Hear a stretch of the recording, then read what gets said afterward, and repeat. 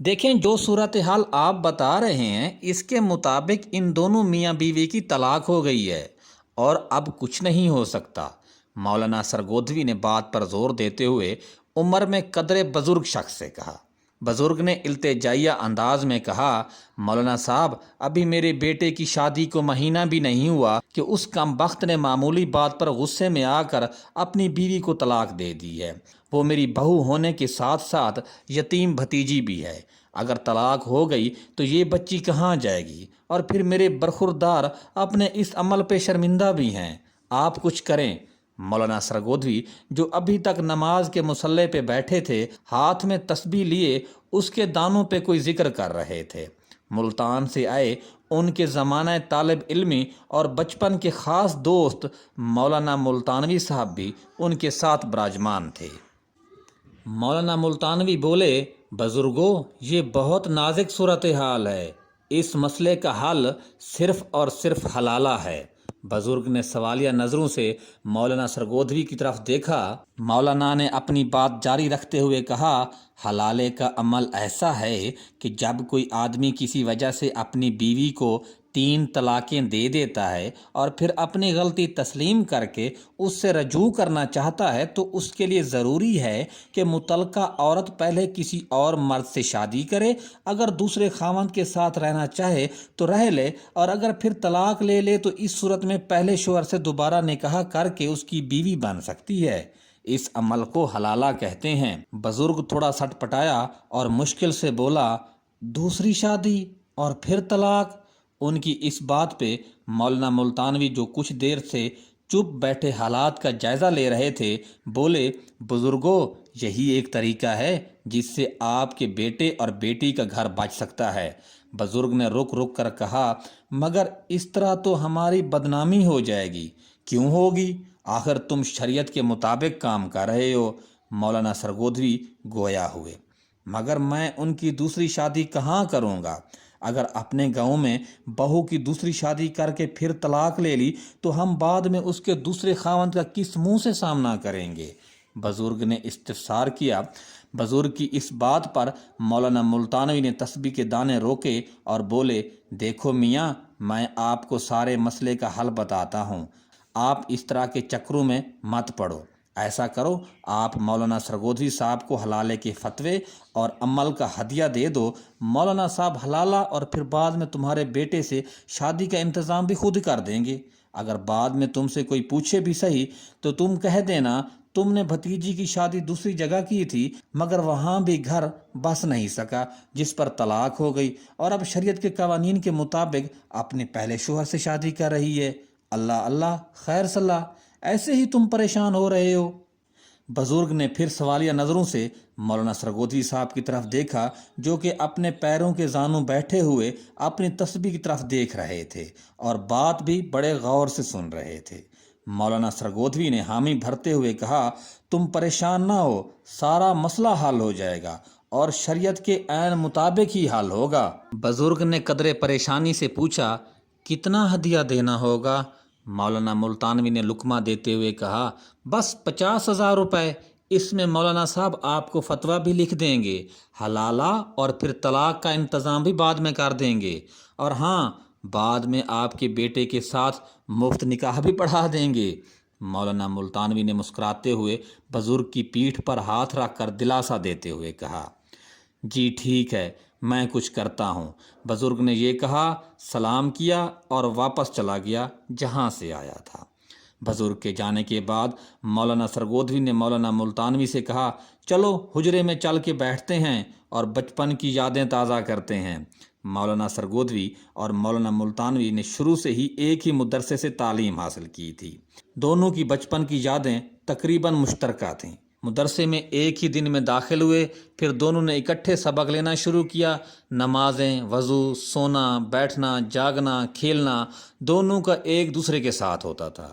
وقت کے ساتھ ساتھ آگے بڑھتے گئے اور اچھے دوست بن گئے۔ دونوں کے ایک دوسرے سے کوئی راز چھپا نہ ہوتا۔ کون سا معلم صحیح ہے اور کون سا معلم کا کردار ٹھیک نہیں ہے، کون سا معلم کتنی دیر طالبوں سے ٹانگیں دبواتا ہے، کون سر میں مالش کرواتا ہے اور کون سر میں مالش کے ساتھ ساتھ پیٹھ پہ بھی مالش کرواتا ہے اور کیوں کرواتا ہے، یا پھر کون سے طالب مالش کرنے میں دلچسپی رکھتے ہیں اور کون سے مالش کرنے سے ڈرتے ہیں یا ہچکچاتے ہیں۔ دونوں دوست ان موضوعات پہ کھل کے تجزیات کرنے پر ید طولہ رکھتے تھے، تاہم وہ خود ان معاملات میں بڑے ہوشیار ثابت ہوئے۔ ایک دفعہ ان کے استاد محترم مولانا ڈیرے والوی نے جب دونوں کو پاؤں دبانے اور مالش کرنے کے لیے اپنے کمرے میں بلایا تو دونوں نہایت ادب کے ساتھ اپنے استاد محترم کے کمرے میں اجازت طلب کر کے داخل ہوئے۔ حسب دستور سلام کے ساتھ اپنے استاد کی دست بوسی اور پیروں کو چھو کر ادب کے تمام تقاضے بروئے کار لائے۔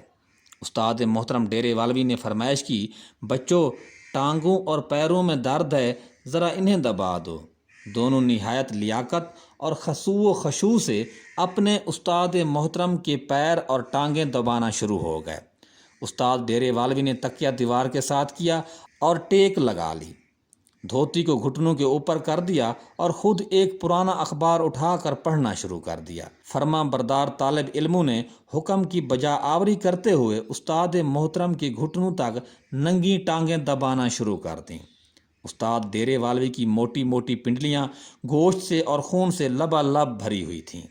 استاد محترم نے اپنے سامنے اس طرح اخبار کیا ہوا تھا کہ اسے اپنے طالب علموں کے چہرے دکھائی نہیں دے رہے تھے، اور اسی طرح طالب علموں کو بھی اپنے استاد محترم کا چہرہ دکھائی نہیں دے رہا تھا۔ استاد محترم نے مزید فرمائش کر دی، بچوں ذرا گھٹنے سے اوپر دبانا۔ اس بات پر دونوں دوستوں کا ماتھا ٹھنکا۔ خیر، انہوں نے استاد کے حکم کی تعمیل کی اور دبانا شروع کر دیا، لیکن ان کے دل کی دھڑکنیں غیر متوازن ہو چکی تھیں۔ سرگودھوی، جاؤ تم الماری سے میرے کپڑے نکال کر لے جاؤ اور انہیں دھو آؤ۔ ملتانوی، تم میری ٹانگیں دباؤ۔ چند لمحے بعد مولانا ڈیرے والوی مخاطب ہوا۔ دونوں دوستوں نے ایک دوسرے کی طرف دیکھا۔ خیر، سرگودھوی اٹھا اور استاد محترم کے کپڑے لے کر باہر چلا گیا۔ مولانا ڈیرے والوی کو اب اپنا شکار کرنا آسان لگا۔ شکار اکیلا تھا، بس اب مولانا ڈیرے والوی نے بندوق کا گھوڑا دبانا تھا۔ اس نے شکار کے ہاتھ کو پکڑ کر اپنے اوپر بٹھانا ہی چاہا تھا کہ شکار اس کی توقعات کے برعکس بہت تیز اور برجستہ نکلا۔ تڑاک سے ایک تماچا ڈیرے والوی کے منہ پر پڑا اور ساتھ میں غصے اور گالیوں کا طوفان۔ سرگودھوی بھی ہوشیار تھا اور اپنے جگری دوست کو بچانے کے لیے باہر دروازے پر کھڑا تھا۔ فوراً اندر آیا اور مولانا ڈیرے والوی کی دھوتی اتار کے ایک طرف پھینکی۔ اب مولانا ڈیرے والوی بالکل الف تھے۔ دونوں نے اس کے بازو مروڑ لیے، معافی منگوائی اور آئندہ ایسا فعل نہ کروانے کے لیے فرش پر ناک سے 7 لکیریں رگڑوائیں۔ مولانا ڈیرے والوی کے ناک پر خون نکل آیا۔ مدرسے میں مشہور ہو گیا کہ مولانا ڈیرے والوی وضو کرنے کے بعد پھسل کر ناک پر زخم لگوا بیٹھے ہیں۔ دوسرے معلم حضرات نے ان کی عادت بھی کی، مگر دوسرے دن مولانا ڈیرے والوی ہمیشہ کے لیے اس مدرسے کو خیر باد کہہ گئے۔ بعد میں سرگودھوی اور ملتانوی کی مدرسے کے طلباء اور اساتذہ کرام پر دھاک بیٹھ گئی، لیکن اس کا مطلب ہرگز یہ نہیں تھا کہ وہ خود شوقین مزاج نہ تھے۔ کبھی سرگودھوی ملتانوی سے فرمائش کرتا، یار ملتان کا حلوائی کھلا دے، یا ملتان کے میٹھے آم کب کھلا رہے ہو؟ اور اسی طرح ملتانوی بھی سرگودھوی کو سرگودھا کے کنو مالٹے کھانے کی فرمائش کرتا تو وہ اس کی خواہش پوری کرنے کے لیے تگ و دو کرتا اور اس کی فرمائش پوری کرتا۔ مدرسے سے فارغ التحصیل ہونے کے بعد مولانا ملتانوی اپنے آبائی علاقے ملتان میں آ کر پہلے ایک مسجد میں امام اور پھر 7 مدرسہ بنا کر مولانا ملتانوی صاحب بن گئے، جبکہ دوسری طرف سرگودھوی نے سرگودھا میں اپنا مدرسہ کھول کر مولانا سرگودھوی اپنے ساتھ لگا لیا۔ جب ایک دوست دوسرے کے پاس ملنے جاتا تو میزبان اپنے مہمان دوست کی خاطر اپنے علاقے کی مشہور سوغات کنو، آم یا حلوے سے کرتا۔ اس دفعہ مولانا ملتانوی سرگودھا میں اپنے دوست کا مہمان تھا اور انہیں پکے کنو کی تلاش تھی جس سے میزبان مہمان کی مہمان نوازی کر سکے۔ کرنا ایسا ہوا کہ اسی دن یہ بزرگ بھی ان کے پاس آ گئے۔ حجرے میں جا کر جب مولانا سرگودھوی اور مولانا ملتانوی بیٹھے تو مولانا سرگودھوی نے عذرائے تفنن پوچھا، ملتانوی صاحب تیرے شہر کی 3 چیزیں بڑے کام کی ہیں، ایک آم، دوسرا حلوہ اور تیسرا حلالہ۔ آم تو موسم میں آتا ہے، لیکن حلوہ اور حلالہ کی برسات لگی رہتی ہے۔ اس پر ملتانوی نے مسکراتے ہوئے کہا، یار مجھے تو تیرے شہر کا چھوٹا موٹا، کچا پکا اور کھٹا میٹھا کنو بہت پسند ہے۔ اس بات پر دونوں اپنے روایتی انداز میں کھل کھلا کر ہنس پڑے۔ پر ملتانوی، آج کل کنو نے پھول اٹھائے ہوئے ہیں، ابھی تو پھل لگے گا، پکے گا تو پھر کھایا جائے گا نا۔ اوئے وہی پھول ہی سنگھا دے سرگودوی، ملتانوی نے ایک ایک لفظ ڈھٹائی سے چبا چبا کر کہا۔ پھولوں کا دشمن، کرتا ہوں کچھ انتظام، سرگودوی نے جواب دیا۔ دوسرے دن وہی بزرگ آدمی ایک دوشیزہ کو لے کر حاضر ہو گیا اور مولانا سرگودوی سے کہا، مولانا صاحب برائے مہربانی یہ مسئلہ حل کر دیں۔ مولانا ملتانوی نے جب دوشیزہ کو دیکھا تو اسے سرگودھا کے کنو کے پھولوں میں کنو کا پکا ہوا مالٹا نظر آنے لگا۔ مولانا سرگودوی سے گویا ہوئے، مولانا صاحب کنو کھانے ہیں، ساتھ نمک منگوا لیجئے گا۔ بزرگ نے جیب سے لفافہ نکالا اور مولانا سرگودوی کے حوالے کرتے ہوئے بولا، مولانا صاحب پورے 50,000 ہیں، بے شک گن لیں۔ سرگودوی نے کہا، ارے بابا ہدیہ گنا نہیں کرتے، اور کنو کا پھول مولانا ملتانوی کے سپرد کر دیا۔ حجرے میں ایک کمرہ مولانا ملتانی کے لیے مختص کر دیا گیا۔ بزرگوں آپ کل آ جانا، بچی کو طلاق کے کاغذات سمیت لے جانا۔ مولانا سرگودوی نے بزرگ کو سمجھاتے ہوئے کہا، جی بہتر، بزرگ نے جواب دیا اور بھاری بھرکم قدموں کے ساتھ وہاں سے چل پڑا۔ دوسری صبح فجر کی جماعت کے بعد مولانا سرگودوی نے مولانا ملتانوی سے استفسار کیا، تو کیسی رہی کنو کے پھول کی بھینی بھینی خوشبو؟ واہ کیا بات ہے، ہم ایسے تو تیرے علاقے کے کنو کے دیوانے نہیں ہیں، یقین کرو ایک دفعہ پھر لڑکپن آ گیا ہے ہم پہ۔ مولانا ملتانوی بولے، اچھا اب کیا پروگرام ہے میرے یار؟ سرگودوی صاحب نے پوچھا۔ یار ایک دن اور کا انتظام نہیں ہو سکتا کیا؟ کنو کا پھول کا مزہ ہی کچھ اور ہے۔ ملتانوی نے جواب دیا، خیال کرنا کنو کا کانٹا بھی ہوتا ہے، جب چبھتا ہے تو درد بھی اس کا بڑا شدید ہوتا ہے۔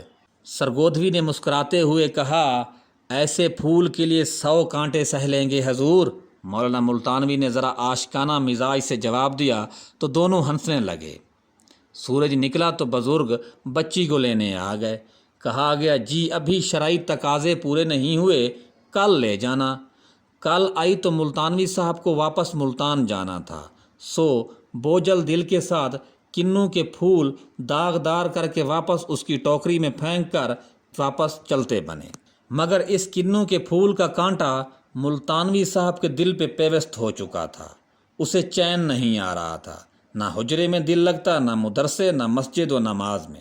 کئی دفعہ سوچ بچار کی کہ چھوڑو، زندگی بھری پڑی ہے ایسے گلزاروں سے، مگر کنو کے کانٹے کا زخم مسلسل رس رہا تھا اور مولانا ملتانوی صاحب کی تڑپ بڑھ رہی تھی۔ کبھی کبھی خیال کر لیتے کہ سرگودھے کے کنو کو ملتان کی آموں کی باغات کی سیر کرائی جائے۔ اپنے حجرے میں جاتے تو ملوانی صاحبہ کے ساتھ بھی کسی گپ شپ میں دلچسپی نہ لیتے اور نہ ہی کوئی رغبت رکھتے۔ عورت کی اگر عورت سب سے بڑی خیر خواہ ہے تو عورت میں ایک خوبی یا خامی یہ بھی ہے کہ وہ اپنی رقیب عورت کی موجودگی کو بھی بہت تیزی سے محسوس کر لیتی ہے۔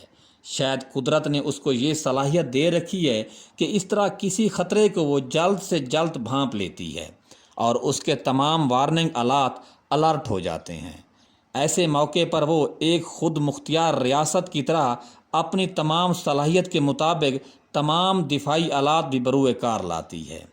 ادھر بھی کچھ ایسا ہی منظر تھا، رنجشیں بڑھنے لگیں، لہجوں میں کڑواہٹ آنے لگی، خطے میں امن کا توازن بگڑنے لگا، دونوں پارٹیوں کے درمیان بڑھتی ہوئی کشیدگی کسی نئی جنگ کا پیش خیمہ ثابت ہونے لگی۔ اس سے پہلے کہ دوست احباب بیچ میں آ کر ثالثی کا کردار ادا کرتے، مولانا ملتانوی صاحب نے دفعتاً 3 طلاق کی سرحد کھینچ دی۔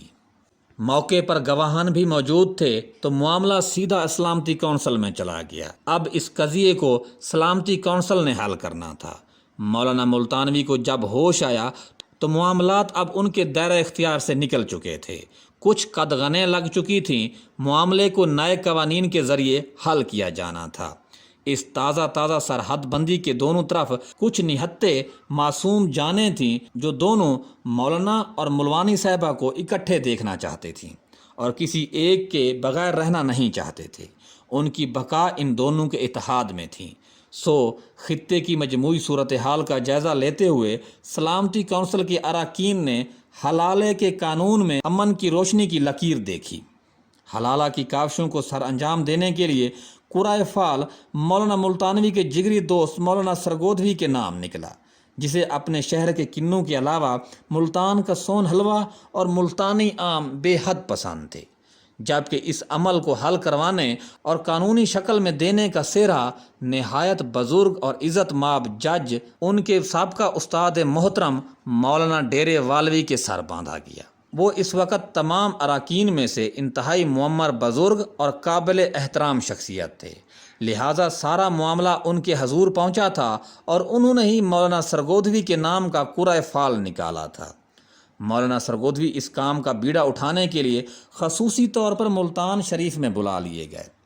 مولانا ملتانوی اور چند دوسرے خاص احباب کی موجودگی میں مولانا سرگودھوی کا رسم نکاح مولانا ڈیرے والوی نے پڑھایا۔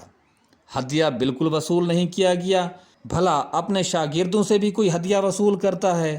مولانا ملتانوی بغل گیر ہوئے، چند قدم ساتھ چلے اور حجرے کے دروازے تک چھوڑنے آئے۔ دروازے کے باہر کھڑے ہو کر مولانا سرگودھوی نے اپنے جگری دوست مولانا ملتانوی سے کہا، مولانا صاحب آپ حلوہ کا انتظام کرو، میں بس حلالہ کر کے آیا، اور ہاں اندر پکے ہوئے ملتانی آم رکھ دیے ہیں نا، مجھے ملتانی آم چوس کر کھانا بہت اچھا لگتا ہے۔ کچھ کہتے کہتے مولانا ملتانوی کی آواز رندھ گئی، گلا خشک ہو گیا۔ دوسری طرف انتہائی بزرگ معمر شخص مولانا ڈیروی بیٹھا تسبیح پڑھ رہا تھا، ابھی اسے مولانا ملتانوی کا دوبارہ نکاح بھی پڑھوانا تھا۔ اس کہانی کے لکھاری فریاد عظیم ہے۔ مزید کہانیوں کے لیے ہمارا چینل سبسکرائب کر لیں۔